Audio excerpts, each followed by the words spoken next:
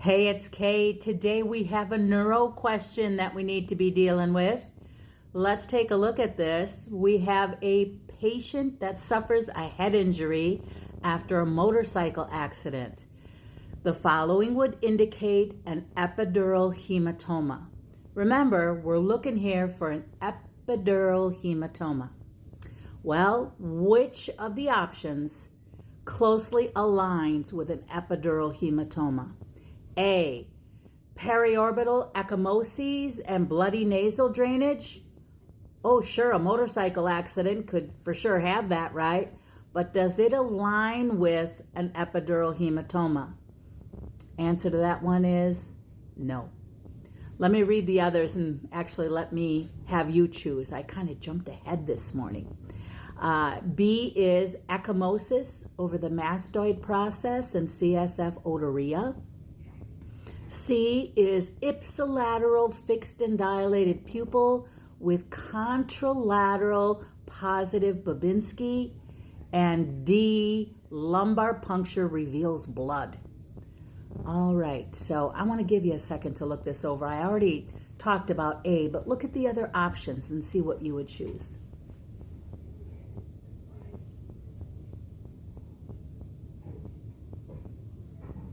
Okay, let's move on then. B, ecchymosis over the mastoid process. Remember that mastoid process is that bony bump that you feel right behind the ear. That is the mastoid process. Ecchymosis over the mastoid process and CSF otorrhea. So CSF coming out of the ear. Well, now, those signs right there don't align with an epidural hematoma, but rather they align with a basilar skull fracture that affects the middle fossa of the base of the skull. When you look at the base of the skull, it has three kind of invaginations, and those are called fossa. You have your anterior fossa, your middle fossa, and your posterior fossa. So when we have a basilar skull fracture that involves the middle fossa of the base of the skull, then we see things like mastoid process ecchymosis, not bilateral, we're talking typically unilateral, along with CSF otorrhea. Again, this is not the answer because it does not align with epidural hematoma.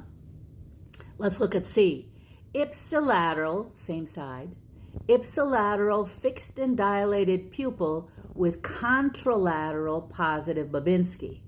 You know, they like to use those terms a lot on the Ccrn and Pccn, ipsilateral and contralateral. Remember, ipsilateral is same side. Contralateral is opposite side.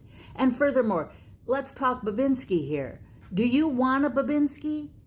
You know, that's kind of what I always get for questioning regarding neurologic assessment.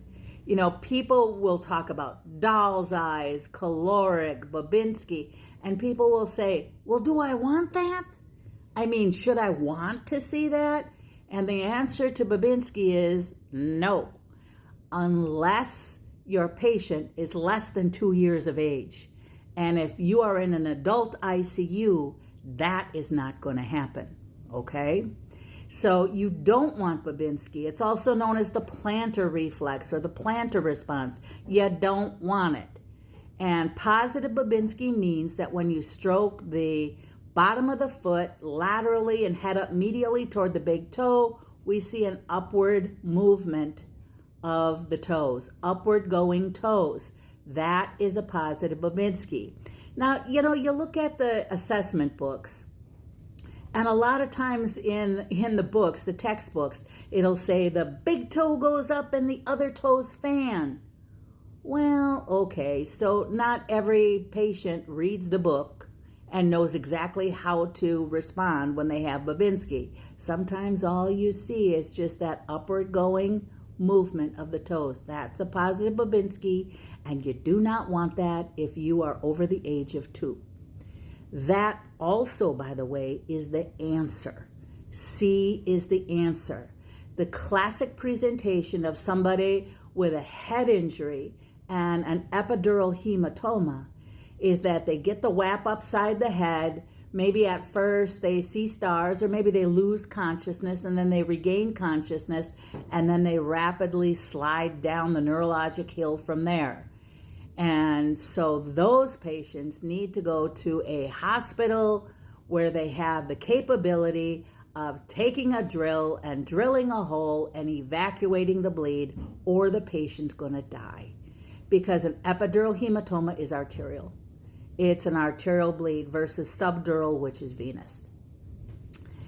So that is the answer. We see, as that blood builds up, we see ipsilateral blown pupil and contralateral positive Babinski. So realize that when you're taking the CCRN and they're walking you down that road where, person loses consciousness, regains consciousness, maybe when EMS is there, and then rapidly declines from there. And then last but not least, again, not the answer, is lumbar puncture reveals blood. We would see lumbar puncture revealing blood in a severe head injury where there's a subarachnoid bleed, for example. It is not specific for an epidural hematoma. So guys, I hope you liked the question today. I will be back again tomorrow with another question. Come see me over at khoppypresents.com. Have a blessed day. Bye-bye.